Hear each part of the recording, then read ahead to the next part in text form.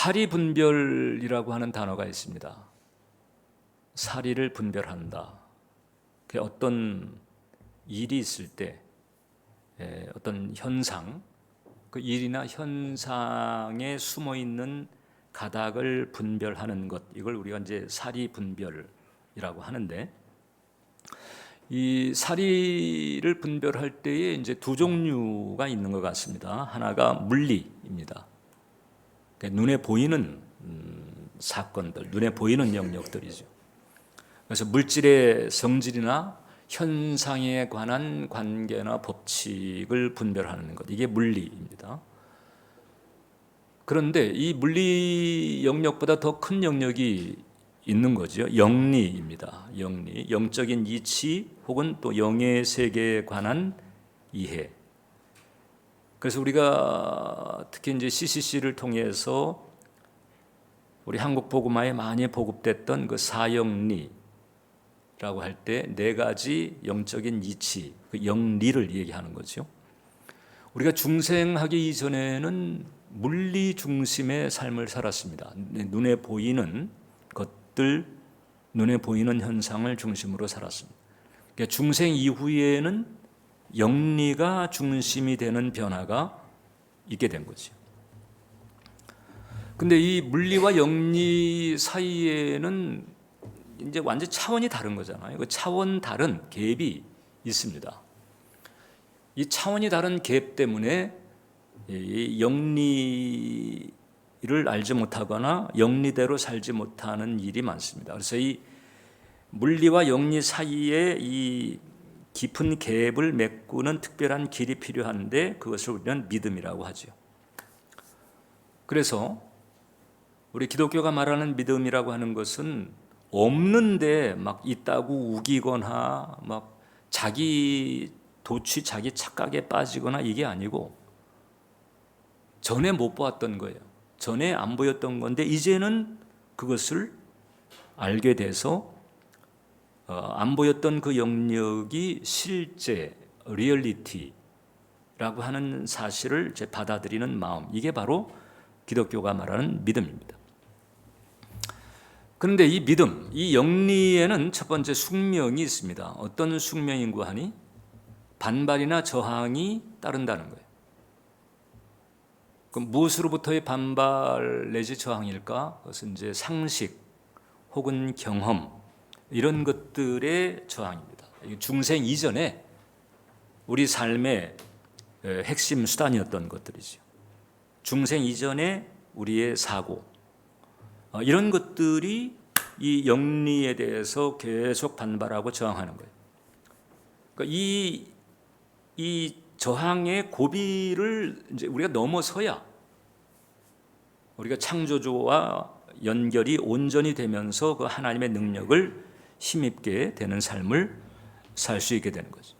근데 이 고비를 넘는 데에는 노력이 필요합니다. 우리가 구원받는 데에는 은혜로, 쉽게 말하면 공짜지요. 공짜로 우리는 구원을 받았어요. 근데 우리만 공짜로 받은 거지 우리로 하여금 공짜로 구원을 받도록 하기 위해서 엄청난 희생의 대가가 치러진 거죠. 바로 예수님의 십자가의 희생이라고 하는 엄청난 대가가 치루어져서 그 덕분에 우리가 공짜로 구원을 받게 된 거예요. 세상에 그러니까 공짜는 없습니다.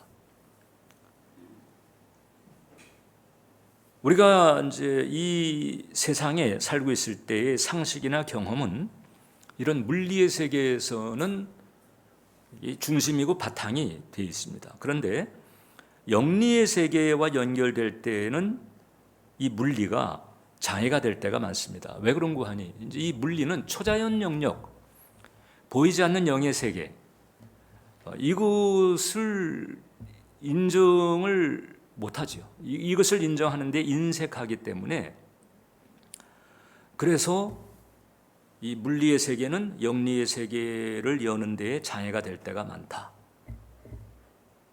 이것을 이제 우리가 불신앙이라고 하는 거죠. 우리는 이전에 이제 이런 그 불신앙에 아주 쩔어 살았댔습니다. 요한일서 2장 16절을 보면 이는 세상에 있는 모든 것이 육신의 정욕과 안목의 정욕과 이생의 자랑이니 다 아버지께로부터 온 것이 아니에요. 이 세상에서는 육신의 정욕, 안목의 정욕, 이생의 자랑을 추구하는 데에 올인하잖아요. 그리고 또 하라고 하잖아요. 그렇죠? 돈 많이 벌고 출세하고 그렇게 그게 그냥 숙명인 줄 알고 이렇게 가는데 성경은 말합니다. 이게 다 아버지께로부터 온 것이 아니다. 에베소서 2장을 보면 전에는 우리도 다 그 가운데서 우리의 육체의 욕심을 따라 지내며 육체와 마음에 원하는 것을 하여 다른 이들과 같이 본질상 진노의 자녀였다. 우리가 이렇게 살았습니다. 그러니까 기독교의 관점에서 볼 때는 불신앙 장아찌로 이렇게 살다가 이제 몰랐던 영리의 세계를 알게 됐는데 그게 이제 선뜻 마음속에 턱턱 받아들여지지가 않는 거예요. 이게 불신앙의 저항이 있습니다. 이 불신앙의 저항은 빨리 거두어낼수록 좋다. 만약에 빨리 거두어내지 않으면 어떻게 되느냐? 그러면 이제 결국은 이 소위 물리 세계에서의 그 상식 혹은 내 경험치, 뭐 내 스펙, 뭐 내가 가지고 있는 뭐 그게 얼마나 크든지 작든지 결국 내가 가지고 있는 이 캐파 가지고 내 삶을 간수할 수밖에 없는 그런 그 믿지 않는 사람들과 같은 이제 그런 방식으로 살아가게 되는 것입니다. 하나님 나라, 하나님의 축복, 하나님의 능력과의 연결이 잘 안 되는 거죠. 근데 이제 성경을 보면 이제 불신앙의 고비를 넘어서게 되면 그 다음에 이제 우리를 위해서 예비된 축복들이 엄청나다는 것이거든요. 에베소서 1장을 보면 찬송하려도 하나님 곧 우리 주 예수 그리스도의 아버지께서 그리스도 안에서 하늘에 속한 모든 신령한 복을 우리에게 주셨다 하는 거예요. 예비되어 있다는 거지. 근데 이 예비된 이 모든 신령한 복이라고 하는 것은 내가 이 불신앙의 고비를 넘어섰을 때 비로소 붙들 수 있고 연결될 수 있다고 하는 것이거든요. 그러니까 이제 우리는 이제 신앙의 길에 들어섰을 때 이제 이 매 순간마다 다가오는 이 불신앙의 저항, 이것을 빨리빨리 털어낼 수 있고 벗어버릴 수 있어야 된다.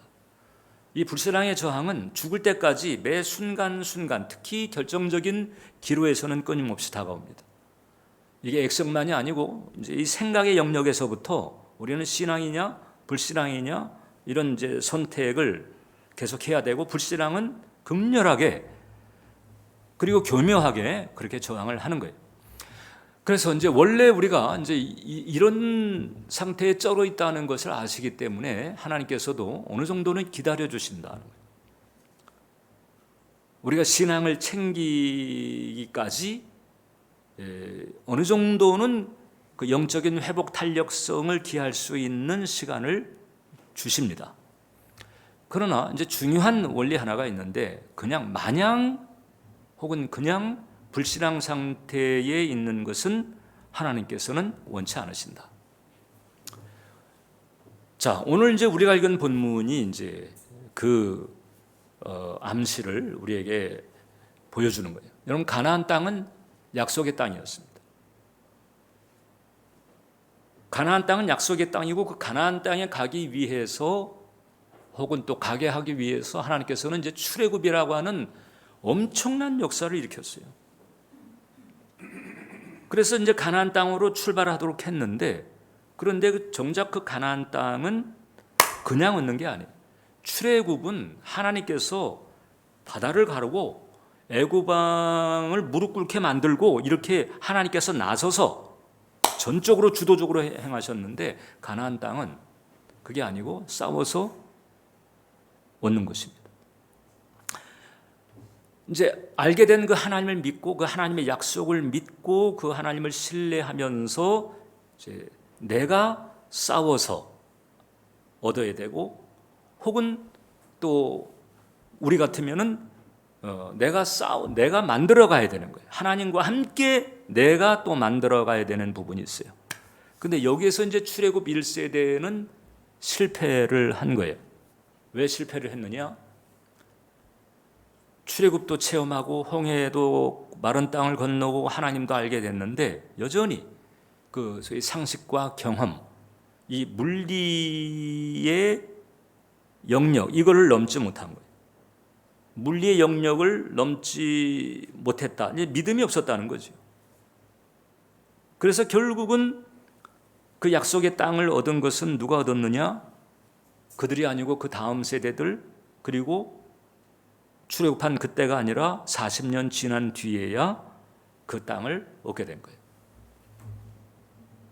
그러니까 이 물리의 영역에서 오는 이 저항이나 반발, 이것을 여하이 내가 극복하느냐 극복하지 않느냐, 이거에 따라서 결과는 엄청날 수가 있다 이런 거잖아요. 그래서 이 불신앙이 설치거나 저항할 때 이걸 이제 바로 털어버리고 정리할 수 있어야 된다. 대체적으로 우리가 이제 불신앙이 설칠 때에 가지게 되는 감정이 두려움입니다. 두려움 혹은 염려. 이 두려움이나 염려가 스물스물 올라온다. 아, 지금 이게 불신앙이 지금 저항하는구나. 이렇게 알아야 돼요. 그리고 쫄지 말고 거기에 말려들지 말아야 합니다. 바로 믿음으로 돌아가는 것이 필요하다. 그러면 자, 하나님께서 어느 정도의 영적 회복 탄력성을 우리에게 주신다고 그랬는데 어느 정도 하나님은 시간을 우리에게 주실까? 사실 공식은 없어요. 그러나 이런 원리는 분명합니다. 두 번째, 빠를수록 좋고 느릴수록 안 좋다. 그러니까 이 영적 회복 탄력, 믿음으로 돌아가는, 믿음을 차리는, 우리가 정신 차리라 이렇게 하잖아요. 정신 차려. 우리 기독교인들은 믿음 차려 이렇게 얘기를 해야 되거든요.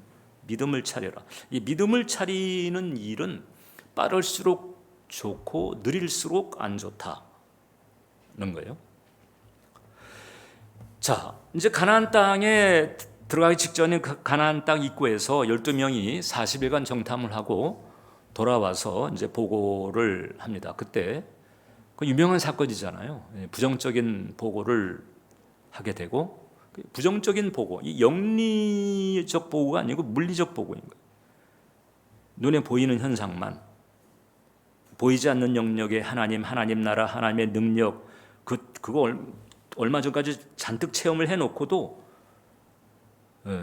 영리적 관점이 아니고 물리적 관점을 가지게 돼요. 물리적 관점은 대부분 두려움이나 염려, 불안을 이야기합니다.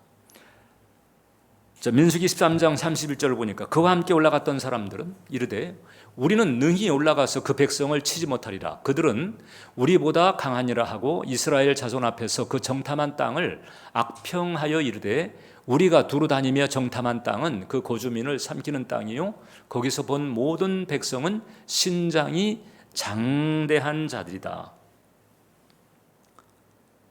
그래가지고 그들은 우리보다 강하다.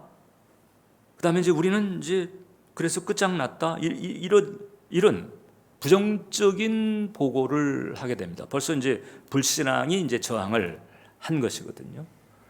그러니까 이 부정적인 보고를 들었을 때, 그 다음에 이제 그 이스라엘 백성들의 반응이 안타까운 거예요. 민수기 14장 1절로 2절을 보면 온 회중이 소리를 높여 부르짖으며 백성이 밤새도록 통곡하였더라. 이스라엘 자손이 다 모세와 아론을 원망하며 온 회중이 그들에게 이르되 우리가 애굽 땅에서 죽었거나 이 광야에서 죽었으면 좋았을 것을, 이렇게 저항하고 반발하면서 애굽으로 돌아가자 분위기가 이렇게 가버리는 거죠. 요게 이제 밤새도록 곡했다고 그랬잖아요. 밤새도록 통곡했다. 자, 그러니까 이 부정적인 보고를 이제 어제 들은 거예요. 어제 듣고서는 이게 무슨 얘기야? 그리고 그 다음에는 이제 불안과 두려움이 몰아치면서 이제 밤새도록 백성이 통곡을 한 거예요. 그리고 다음날 이제 낮 시간이 됐을 때 이제 모여가지고 대놓고 반발을 하고 저항을 합니다. 하나님께서 이제 이걸 보면 바로 내치지 않고 일단 하루를 더 보셨다는 거잖아요. 일단 부정적인 보고가 전해졌을 때 어떻게 반응하는가 이걸 보셨고, 그 다음에 이제 부정적인 기류가 조성되는 거를 보셨는데 하루 정도는 더 시간을 주신 거예요. 왜냐하면 밤새도록, 그럼 그 다음 날이 되는 거잖아요. 하루 정도는 더 보셨어요. 그러니까 요 사이에 처음에는 부정적인 보고를 듣고 마음속에 불안이 있었어도 믿음을 차려야 됐던 건데, 각성을 하고 믿음을 차려야 되었던 건데, 그런데 이제 완전히 이제 하나님께 등을 돌리는 쪽으로 이렇게 가게 돼버립니다. 그리고 여기서 이제 가나안 땅은 이제 문이 닫혀지게 되는. 자, 이스라엘 백성들에게 가나안 땅은 약속의 땅이었잖아요. 우리에게 약속의 땅은 어떤 것일까? 그러니까 내게 하나님께서 예비하신 축복. 사도 바울은 우리는 선한 일을 위하여 지으심을 받은 자라고 그랬거든요. 그러니까 내가 감당해야 하는 어떤 선한 일이 있다는 것이고, 그 다음에 기왕이면 이제 그 일이 잘 되는, 그 일의 성공적인 성취, 이것이 바로 나에게 있어서의 약속의 땅이다, 이렇게 보면 되는 거예요. 여러분들이 이제 종사하는 분야마다 다르겠죠. 여러분들에게 주어진 은사, 달란트에 따라서 여러분들에게 예비된 그 은혜들이 다를 것입니다. 그러나 어떻든 각자에게 주어진 데스티니, 그리고 그 데스티니의 성공적인 성취, 이것이 바로 각자에게 약속된 땅이다, 이렇게 볼 수 있는 거예요. 이스라엘 백성들이 그 가나안 땅을 차지할 때 7년 전쟁을 했습니다. 40년 광야에서 지냈고, 사실 믿음 훈련을 받았다, 이렇게 보면 되는 거죠. 그리고는 7년 전쟁을 했습니다. 치열한 백병전을 7년간 했습니다. 싸워서 얻는 거예요. 구원은 내가 은혜로 받은 거지. 구원 이후에 나의 일, 그리고 그 일의 성공적인 성취, 이것은 내가 싸워서 얻는 것입니다. 그러면 이제 나는 그럼 어떤 싸움을 해 나가야 되느냐? 신앙과 불신앙의 싸움이죠. 물리와 영리의 싸움이 내 안에서 벌어지는 거예요. 하나님이냐 혹은 세상이냐, 이런 싸움이 이제 내 안에서 벌어지고 있는 것인데, 이 싸움에서 내가 이겨내야 돼. 이 싸움, 이건 내가 이겨내야 돼. 하나님께서 천국은 예비해 주셨는데, 이 땅에서 승리, 성공적인 성취, 이것은 이제 내가 싸워야 되는 거예요. 여호수아 군대들이 7년간을 치열하게 싸워서 가나안을 정복한 것처럼, 하나님 알게 된 그 하나님과 그 하나님의 도우심 가운데에서 그 하나님과 함께 내가 또 치열하게 싸워야 되는 거예요. 일상의 영역에서. 바꿔 말하면 노력하는 거지. 이런 과정이 필요하다. 이것은 이제 교회를 잘 다니냐 안 다니냐 문제하고는 좀 다르죠. 교회 일을 잘 하고 있느냐 아니냐 하고 또 달라요. 그보다 더 결정적인 싸움이고, 그보다 더 중요한 싸움이죠. 그런데 지금 이 가데스 바네아 케이스를 보게 되면 하나님께서는 하루를 기다리신 거잖아요. 하루. 자, 어제 부정적인 보고를 듣고 부정적인 기류가 조성되고 있는데, 하나님께서는 지금 저쪽으로 가면 안 되는데 쟤네들, 이러시는 거예요. 그래도 하루 정도는 하나님께서 기다리시다가 그 다음날 돌아가는 형세를 보고는 나타나셔가지고 너희들 안 되겠다, 이렇게 결국 하신 거잖아요. 거기서 그만 이스라엘 백성들에게 가나안이 딱 문이 닫혀버려. 출애굽 1세대들은. 이 결과가 너무 이게 사실 엄청난 거예요. 여전히 먹고 살고 생활하고 이렇게는 하고 있지만, 그러나 그 승리와 성취는 없는 거예요. 이런 면에서 우리가 내게 주어진 그 하나님의 그 은총을 이 땅에서 성취하느냐 아니냐의 과정에서는 내가 싸워서 하나님의 은혜 가운데서, 내가 하나님의 은혜로 감당하는 싸움인 거예요. 내가 싸우는 거라도 할 수가 없지만은 그런 나의 싸움이라고 하는 부분을 우리가 피할 수가 없다. 자, 그러니까 이 가데스 바네아의 케이스를 보게 되면 일단 영적 탄력성을 회복하는 데 있어서 하루 이상을 안 넘기는 게 좋을 것 같다. 일단 이 하루 이상 가게 되면은 이게 참 이제 안 좋은 거거든요. 가급적 빨리 진리와 약속으로 돌아가야 되는. 그러니까 출애굽 1세대는 그 가데스 바네아 그 하루 사이에 하나님께서 하루의 기간을 줬는데 그 하루 사이에 엄청난 체험을 해놓고도 이 친구들이 불신앙으로 계속 치닫게 되니까 그 다음에는 촛대로 옮기시는 거잖아요. 촛대를 다음 세대로 옮겼잖아요. 시간도 또 40년이 지연이 되고. 그러니까 이제 이런 상황들, 이에 준하는 상황들이 이제 생길 수 있다는 것을 기억해야 됩니다. 이게 결국 신앙의 결과와 불신앙의 결과가 이렇게 다를 수가 있다. 근데 성경에서 이 회복 탄력이 가장 빨랐던 케이스가 있어요. 나만 장군입니다. 엘리사 때에 나만 장군이 아람 나라, 지금으로 치게 되면 저 시리아 쪽, 이스라엘하고 숙적이거든요. 근데 이스라엘 숙적의 아람 나라의 실세 장군이었던 나아만이 나병에 들은 거예요. 그래가지고 오죽하면 이름이 또 나아만이겠어요. 나아만다오. 백방으로 애를 썼는데도 안 되는데 포로로 잡혀왔던 이스라엘 그 여종의 얘기를 듣고 엘리사에 대해서 알게 됐습니다. 그래가지고 이제 엘리사에게 청을 해가지고 지금 이제 내가 찾아갈 테니까 좀 치유 사역을 해달라 이렇게 된 거거든요.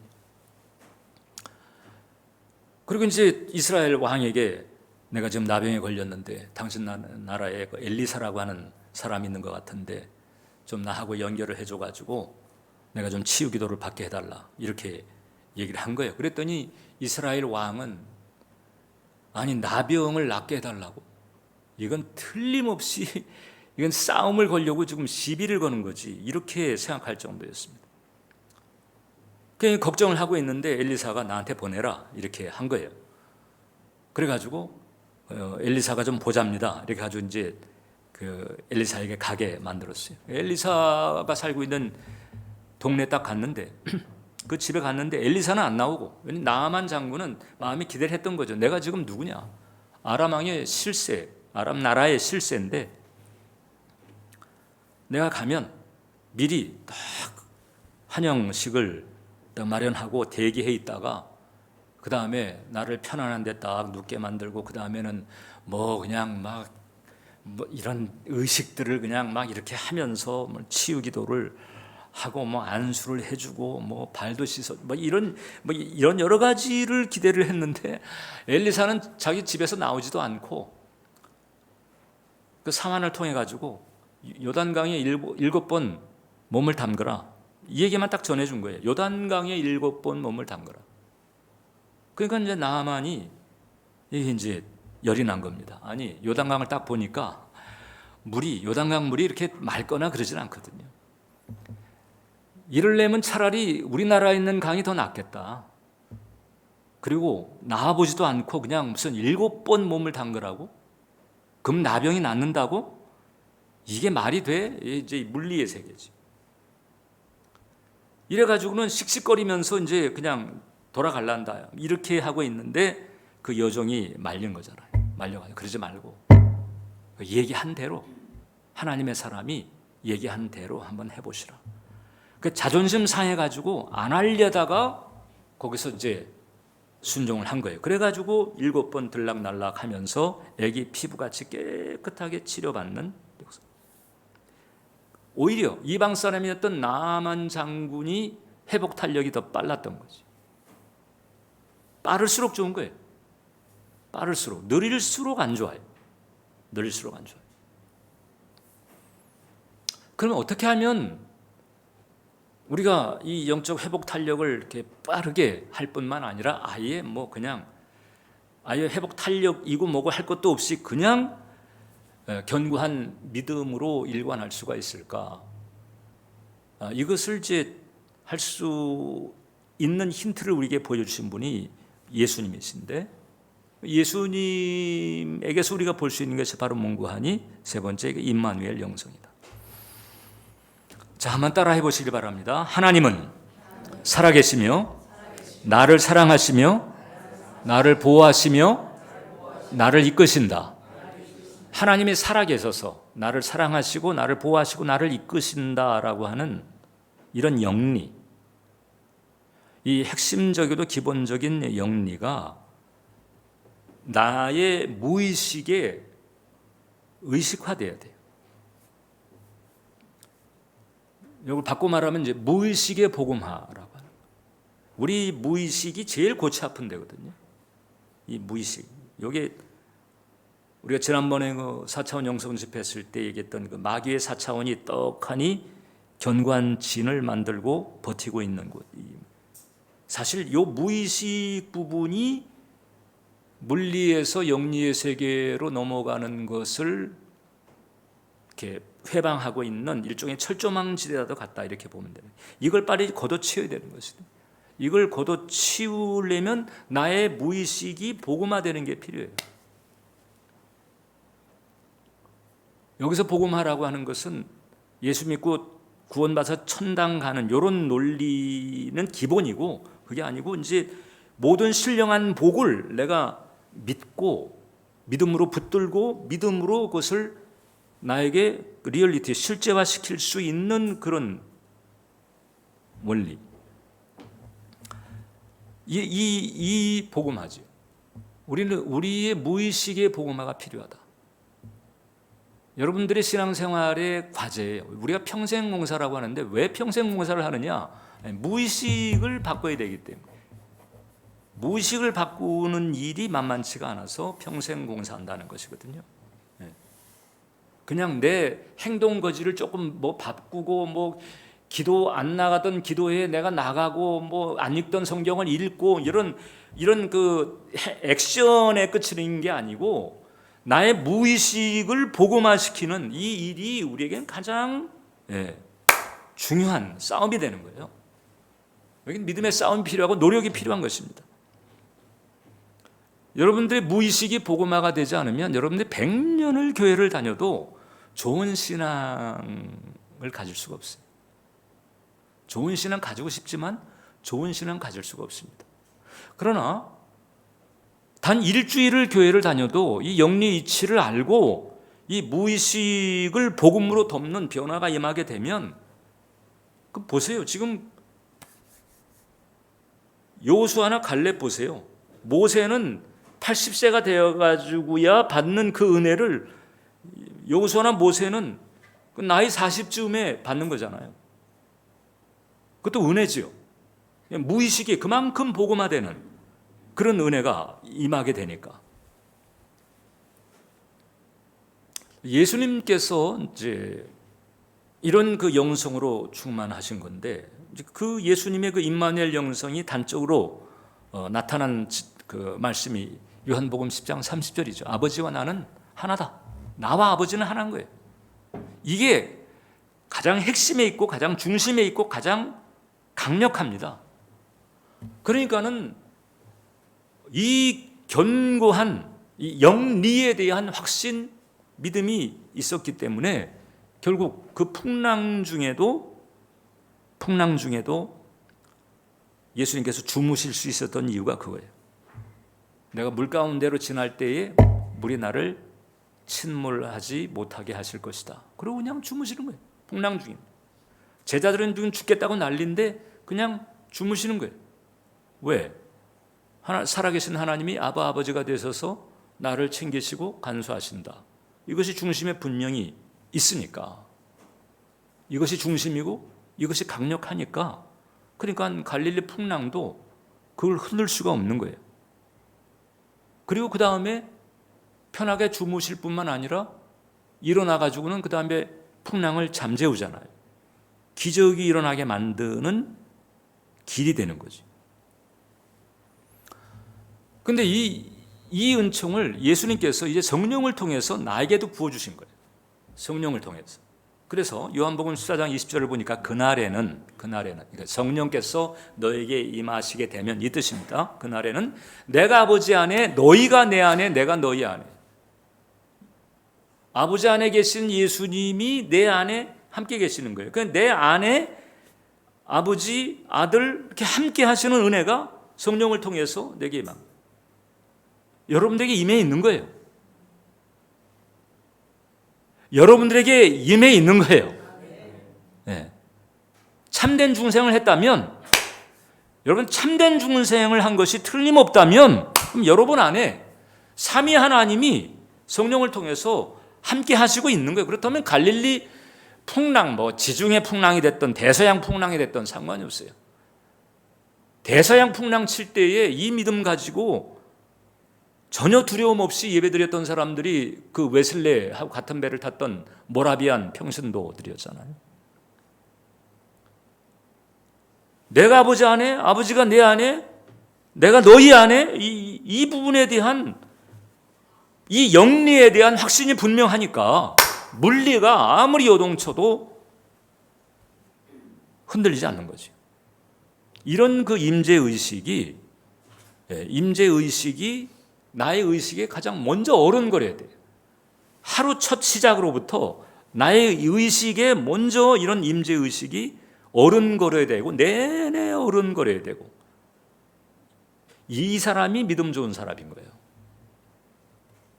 이 사람이 믿음 좋은 사람이다. 그래서 우리가 참된 신자라고 할 때 참된 신자는 어떤 사람이냐? 이런 영리를 중심으로 생각하고 생활하는 사람이죠. 그리고 이런 영리 중심의 마음이 되어 있는 사람에게는 기적이 일어나는 거죠. 믿음의 길이 터져 있기 때문에 그래서 기적이 일어나요. 기적이라고 하는 축복은 어떤 사람에게 주어지느냐? 이제 믿음의 걸음을 딱 내디딜 때, 딱 믿음의 걸음을 내디딜 때에 그때 기적으로 딱 받쳐주는 거예요. 믿음의 걸음이 딱 나올 때 그때 하나님은 기적으로 딱 받쳐주는 거예요. 그게 우연처럼 보이는 기적이 됐든지 필연처럼 보이는 기적이 됐든지 어떻든 여러 가지 방식으로 믿음의 걸음을 딱 내딛게, 이게 걸음을 내딛지 않을 때에는 낭떠러지 같은데, 근데 하나님에 대한 믿음을 가지고 그냥 그 낭떠러지 위에서 그냥 발걸음을 딱, 믿음의 걸음을 딱 내딛으면 하나님께서 딱 받쳐주는 거예요. 베드로가 물 위를 걸을 때가 바로 그런 거죠. 딱 받쳐주고, 믿음의 걸음을 할 때마다 딱 받쳐주고, 또 딱 내딛으니까 또 받쳐주고, 믿음의 걸음을 내딛으니까 받쳐주고. 불신앙의 철조망을 빨리 거두고 물리를 넘어서 영리의 길을 가는 여러분 되시기를 축원을 드립니다. 기도하겠습니다. 살아계신 주님, 우리가 영적 회복 탄력성을 가급적 빨리 정리하고 털어버리면서 믿음을 차리고 영리 중심의 아주 강하고 확고한 영리 중심의 길을 걸어갈 수 있도록 우리 모두를 붙들어 주옵소서. 예수님 이름으로 기도합니다.